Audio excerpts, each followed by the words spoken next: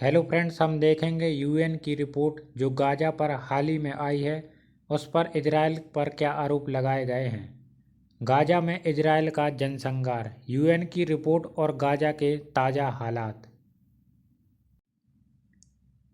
UN की report में कहा गया है कि इजराइल गाजा में फ़िलिस्तीनियों के खिलाफ जनसंहार कर रहा है।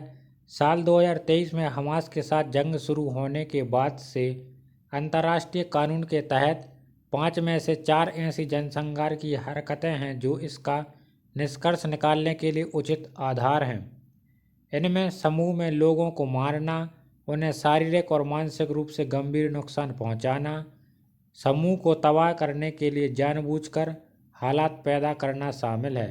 संयुक्त राष्ट्र के एक जांच आयोग में यह कहा गया है। इस पर इजराइल क्या बोला।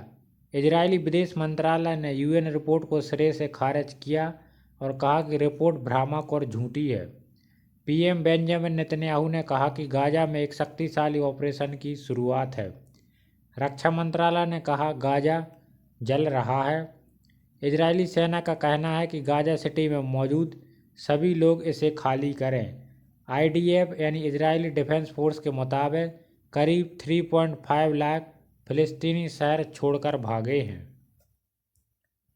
गाजा पर जिनके घर उजड़ गए उनका क्या कहना है। मैं अपना सामान नहीं ला सकी क्योंकि उसे लाने के लिए ट्रक बुक करना पड़ता है और मेरे पास इतने पैसे नहीं थे। सब कुछ पीछे छोड़ देना मेरी जिंदगी के कठिन फैसलों में से एक था। जनसंहार होता क्या है। जनसंहार शब्द को साल 1943 में यहूदी पोलिस वकील राफाएल लेम्पकिन ने गढ़ा था।